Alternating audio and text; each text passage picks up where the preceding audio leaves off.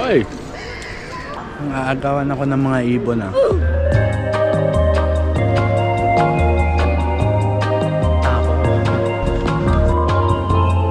Na pero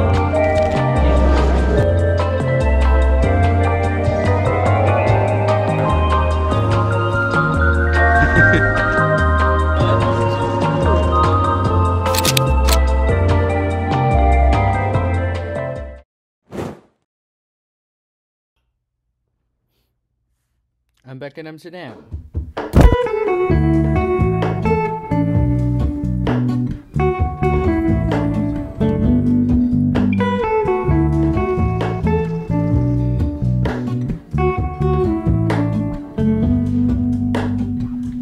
Hello. Hey guys, hulaan niyo kung nasan ako ngayon.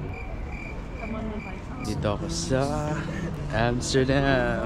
Dito na naman ako. Ngayon ay 4 PM na. And nag-alarm ako dapat ng 1:30. Kaso wala. Napasobra yung tulog ko. Ngayon pa lang ako gagala. I had no plans at all.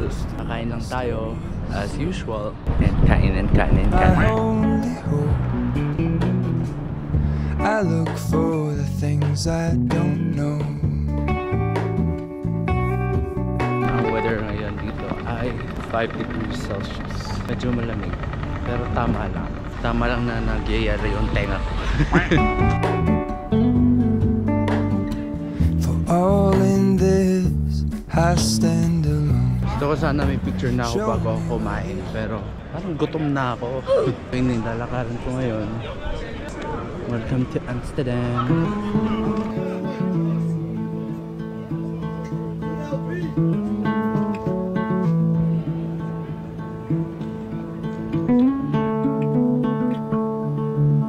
Supermarket ako kasi bibili ulit ako ng cheese na binili ko dati. And of course, pampasalubong. Masarap ng straw waffles. Mamaya na lang kasi bibili ko na siya. Oh yay! Meron.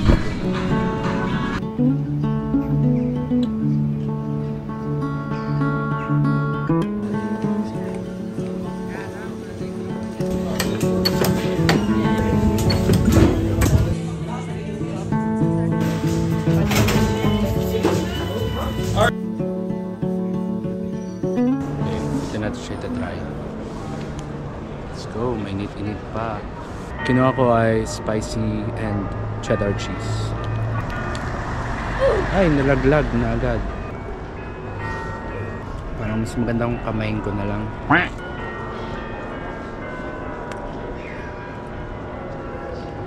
Sarap naman siya.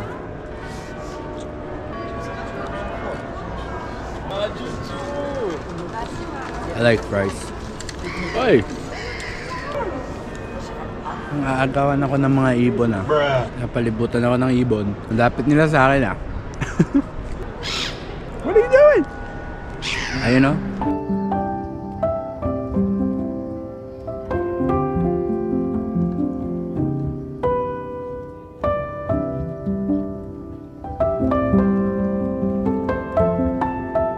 Hindi ko pa nakwento sa inyo guys kung paano ako napunta dito ulit sa Amsterdam. If you guys didn't know, I'm a flight attendant dito sa US. Mga 5:15, bigla ako nakareceive ng tawag na I'm going to work an Amsterdam flight. Kaya nandito tayo ngayon sa Amsterdam. Welcome to Amsterdam guys. Wala akong plano dito sa Amsterdam pero nakapunta na ako dito. Even if you guys haven't watched my first Amsterdam vlog, I'm gonna link it here. Yan, panoodin nyo guys.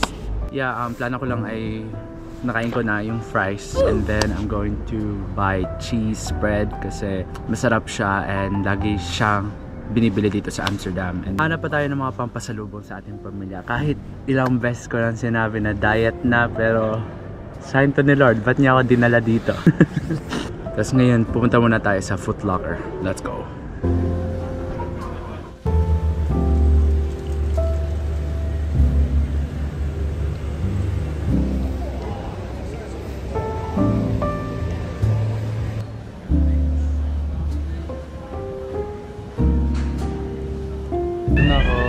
Ito na yung mga shoes. Tingin tayo ng On. Sabi nila di mura pero bakit parang ang mahal? So magche-check pa ako sa ibang store, sa JD Sports tsaka sa Foot Locker. Sana mura. Nandito na ako sa Foot Locker. May 20% almost lahat ng sapatos. ko lang yung mga sagot nila. Si daddy tulog na ngayon, so I don't know. Pero si ate gising naman siya. Sabi niya tawagan ko daw si daddy. She was sorry about that. No, you're fine. Thank you. Oh yeah, of course, take your time. It's weird because normally the number, the passport number, Yeah. but yeah, Okay. with your Phone number. yeah, with your, No worries. with your Thank you. Enjoy Happy- them. Bye. You got it, ate. You got it. Pero natatayin na talaga ako. Pupoops na ako. Saan ako ngayon pupunta? Hindi ko alam. Okay, tapos alam nyo guys na mahilig ako sa gummies. And lagi ko din ito nakikita, itong Captain Candy. Ito try natin siya. Let's go! Yan lang. Dami na lang choices, so pipili tayo. Look at this! Burnt candy macarons.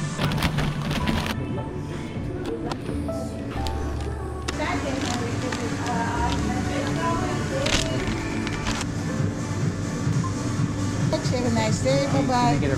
Ang mahal nun. 13 euros. Ngayon, hanap na lang ulit ako ng, ay, bibili pa nga ng mga pampasalubong. Punta tayo sa grocery. Okay, tikim na tayo ng gummies. Tignan natin itong dolphin. Gummies. Back here.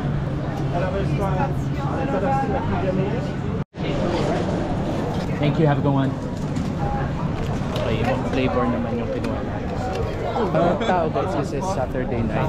As in, like ang daming tao. Okay, supermarket na tayo. Kailangan ko nang bumalik. So may hinahanap akong supermarket na pinuntahan ko kanina. And hindi ko alam yung pangalan. Pero local na ako dito guys. Kasi nahanap ko siya nang hindi ko sinesearch sa maps. Haha! Wait, hindi ko pala sure kung dito nga yun. Yes, nahanap ko siya. Albert Hedging pala. Hage. Ewan ko kung anong basket. Now, time to buy pasalubongs.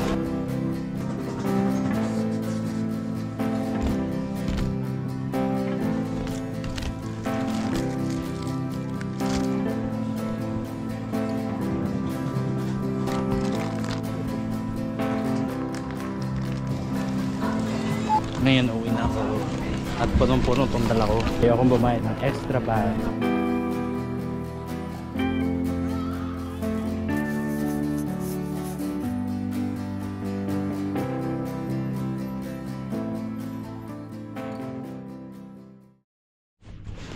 Yun guys, manonood lang ako ng YouTube video while eating my dinner.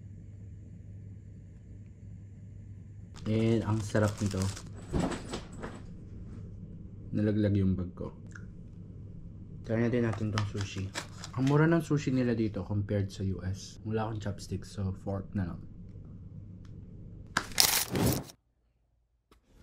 Okay, after eating and arranging my bag kasi nga yung mga pasalubong sa binili ko for my family, natulog lang ako kasi I have to work the next day going back to the US, and that was it. This vlog isn't that long kasi yun nga, late ako nagising, so late na ako nakaalis sa room and nakagala, and wala naman ako masyadong agenda doon kundi kumain nga, and wala talaga akong plans kasi hindi ko naman talaga alam na pumunta ako sa Amsterdam. And this is also one thing that's great about being a flight attendant kasi you don't know where you're going. Well, in my case right now na junior pa ako kasi they just put me wherever they need to put me. Yeah, I did enjoy Amsterdam. The weather was good, wasn't that cold. Hindi ko alam kung ano pa yung magagawa sa Amsterdam. Maybe on my next layover there meron akong magawa, but it's still exciting to be there to work that flight, and I'm getting more comfortable working that flight.